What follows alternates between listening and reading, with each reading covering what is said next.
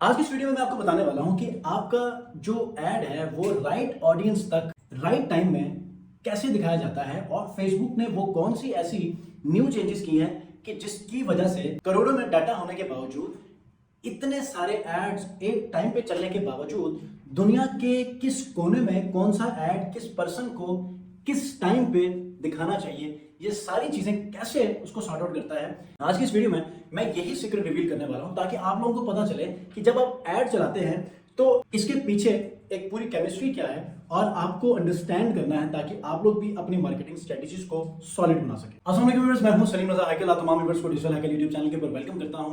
दोस्तों, फेसबुक की time to time आपको बताया कि अपडेट्स आ रही हैं। सबसे पहले क्रिएटिव डाइवर्सिफिकेशन को फेसबुक ने रिवील किया, उसके बाद फिर टेस्टिंग को भी, फिर कुछ 1.5-2 माह पहले एंड्रोमेडा की जो अपडेट है उसके बाद अब ग्रेजुअली उन तमाम चीजों को इंप्लीमेंट करता जा रहा है। बेसिकली ये जो बाद में चीजें आ रही है ना, वो एंड्रोमेडा की चेंजेस को इंप्लीमेंट कर रहा है, लॉन्च कर रहा है, उसके फंक्शनैलिटी को प्रॉपर्ली वो अपने सिस्टम के अंदर इनकॉर्पोरेट कर रहा है। अब आप लोगों को एंड्रोमेडा का समझ तो आ गया होगा प्रॉपर्ली, लेकिन टेक्निकल जो रीजन है वो क्या है और हमने अपनी मार्केटिंग को अब इस दौर में कैसे मैनेज करना है, ये सारी चीजें हम इस वीडियो में डिस्कस करने वाले हैं। वीडियो को आपने कंप्लीट देखना है क्योंकि मैं आपको एआई बेस्ड जो एड्स हैं वो और मैनुअल जब आप एड चलाते हैं, इन दोनों में कैसे डिस्ट्रीब्यूशन होती है और राइट ऑडियंस को राइट टाइम में कैसे फेसबुक दिखाता है, एल्गोरिथम कैसे वर्क करता है, ये सारी चीजें मैं आपको रिवील करने वाला। सबसे पहले ये आपने समझना है कि मैंने 2-3 चीजें आपको पहले कुछ वीडियोस में शेयर की हैं, ठीक है। जैसे कि क्रिएटिव डाइवर्सिफिकेशन, बजट कैसे रखना है, आपका एड राइट ऑडियंस तक पहुंचाने के लिए आपने किन चीजों को ख्याल रखना है, आपका बजट वेस्ट हो रहा है लेकिन कैसे आपने उस बजट को सेव करना है ताकि आपको राइट कन्वर्जन्स मिले और वही बजट राइट कन्वर्जन्स के ऊपर कंज्यूम हो।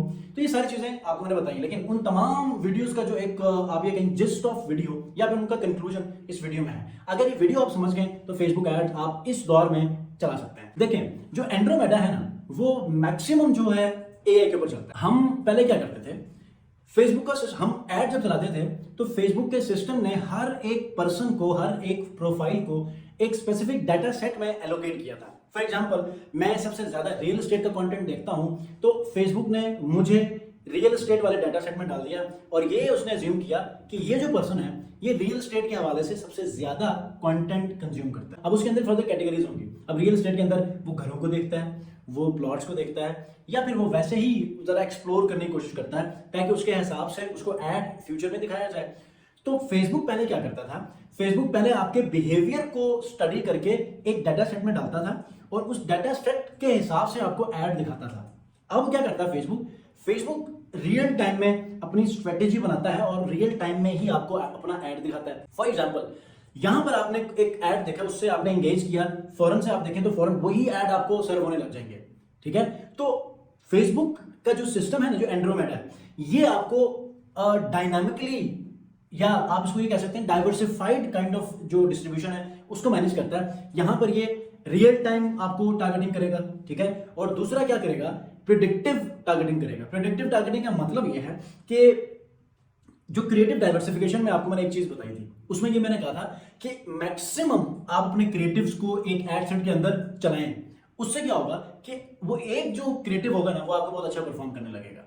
इसी तरह आपने देखा होगा प्राइमरी टेक्स्ट में भी आप टेस्टिंग करें, 10-15 आप प्राइमरी टेक्स्ट रखें, कोई 5-10 आप डिस्क्रिप्शंस रखें, प्राइमरी टेक्स्ट को भी आप इवन की मल्टीपल टेस्ट करें। तो ये सारी जो चीजें हैं ना, ये तो हम मैनुअल कर रहे थे। फेसबुक क्या करता है, जो एंड्रोमेडा का एक्चुअल जो वर्क है वो आपको क्या करता है, खुद ब खुद ही उस चेंजेस को करता है। इवन कि वो क्या करता है, आपके क्रिएटिव को चेंज करने लगता है। फॉर एग्जाम्पल, आपने कहा कि लर्न मेटा एड्स आपने अपने क्रिएटिव के ऊपर लिखा था, तो वो एक नया क्रिएटिव बना देगा, एक नया क्रिएटिव बनाएगा, फिर एक नया क्रिएटिव बनाएगा। मतलब कुछ उसमें रोटेशंस लेकर आएगा ताकि यूजर का बिहेवियर चेक करे कि यूजर इस पे कैसे रिएक्ट करता है, ठीक है। समटाइम वो प्राइमरी टेक्स्ट को चेंज कर देगा, समटाइम वो हेडलाइन को चेंज कर देगा, समटाइम क्रिएटिव के ऊपर जो लफ्ज हैं उनको वो अपने एआई जो इमेज जनरेशन टूल है उससे वो चेंज कर देगा। इससे क्या होता है कि वो ये देखता है डाइवर्सिफाइड किस्म की एड कॉपीज दिखाकर या क्रिएटिव दिखाकर कि कहां पर कन्वर्जन्स मिल रही हैं।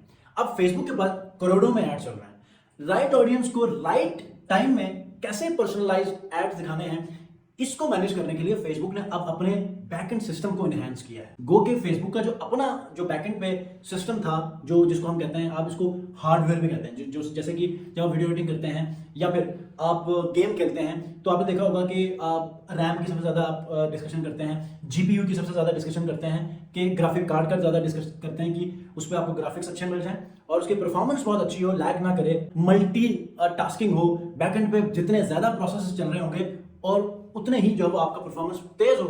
तो फेसबुक ने अब क्या किया, फेसबुक ने तमाम के तमाम डाटा को कैटेगराइज करने के बाद एक सिस्टम को बिल्ड किया, करने के बाद क्या किया कि अपने सिस्टम को भी इनहांस किया। जैसे कि फेसबुक का जो अपना सिस्टम है, अपना हार्डवेयर सिस्टम है, वो MTI तो था, लेकिन अब इसकी सर्विंग के लिए देखें, अब जाहिर है इतने सारे ऐड चल रहे हैं तो उसमें किसी भी किस्म का कोई लैग नहीं आना चाहिए। राइट ऑडियंस को जब ऐड नजर आ जाए तो उसमें किसी भी किस्म की कोई रुकावट ना हो। अब इतना सारा डाटा है तो डेफिनेट रुकावट तो आएगा। तो फेसबुक ने क्या किया, फेसबुक ने ये किया कि अपने सिस्टम को एनहांस किया जाए, अपग्रेड किया जाए। तो इसने एनवीडिया का ग्रेस हूपर जो प्लेटफॉर्म है उसको इंटीग्रेट किया, जिसमें एक CPU है, एक GPU है। इनको जब अपने MTIA में कनेक्ट किया तो डाटा सारा अब वहां से सर्व होने लगा है। उसने कैटेगराइज किया, कैटेगराइज करने के बाद अब आपको एड फॉर्म से सर्व होते हैं, राइट टाइम में पर्सनलाइज्ड एड सर्व होते हैं, करोड़ों कहां पर, और आपके एड राइट ऑडियंस। कभी ऐसा होगा कि गलती से यूएस के अंदर आपके ऐड नजर आने लगते हैं, कोई ऐसा इंप्रेशन आपने देखा होगा जब आप एक राइट लोकेशन के ऊपर टारगेटिंग कर रहे हो, ऐसा नहीं हुआ। ये सारी सोफिस्टिकेशन, ये सारी की सारी जितने भी सिस्टमैटिक जो इंटीग्रेशंस हैं, इसकी जो ओवरऑल क्वालिटी है वो यही इस चीज को जाहिर करती है कि आपका ऐड राइट ऑडियंस को जा रहा है। ये जो ऑटोमेटिकली AI बेस्ड चेंजेस करता है ना, इसके ऊपर आपने इतना नहीं जाना, क्योंकि ऑलरेडी मैंने आपको अपडेट्स दे दी हैं कि आप मैन्युअली क्रिएटिव्स बनाएं, बजाय इसके कि आप AI को कहें, क्योंकि AI का जो अब ये जो मेटा का जो AI वर्जन है ना, ये लफ्जों के स्पेलिंग को भी मिसस्पेल कर देता है या समटाइम इसी के अंदर ही कोई मिस्टेक्स कर देता है, जिससे आपकी जो ऐड की क्वालिटी है या जो ट्रस्ट है वो वहां पर ब्रेक हो सकता है, वो वहां पर कम हो सकता है। लिहाजा आपने क्या करना है, आप मैक्सिमम क्रिएटिव्स को यूज कर लें, मैक्सिमम ऐड कॉपीज यूज कर लें,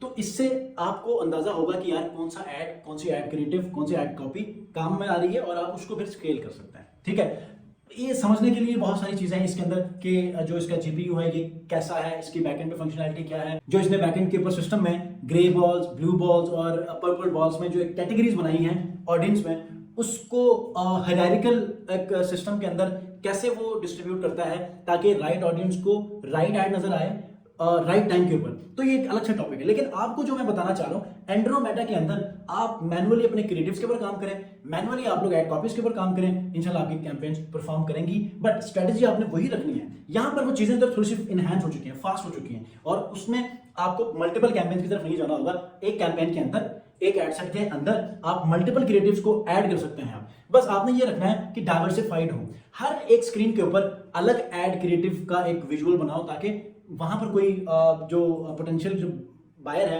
वो कहीं ब्रेक ना हो किसी वजह से। ठीक है, इवन कि अब ये भी अपडेट आ चुकी है कि आपका एड सेट के अंदर क्रिएटिव्स चल रहे हैं तो आप एडिशनल एड्स बनाकर आप क्रिएटिव टेस्टिंग भी कर सकते हैं और उसको स्पेसिफिक बजट को एलोकेट करके कुछ स्पेसिफिक डेज दे दें, वो उस दौरान जो वो आपकी टेस्टिंग करेगा। ठीक है, तो बस आपने मैनुअली क्रिएटिव्स मैक्सिमम बनाकर आपने एक अच्छा एक्सपीरियंस देना है, लेकिन इसी के साथ साथ आपकी ऑफर बहुत जबरदस्त होनी, ऐसी ऑफर जो बायर को कन्विंस करे और लेने पर मजबूर करे। ठीक है, कोई सवाल है कमेंट जरूर पूछिएगा। नेक्स्ट में मिलते हैं इंशाल्लाह। अपना बहुत हेल्प किया। अल्लाह हाफ़िज़।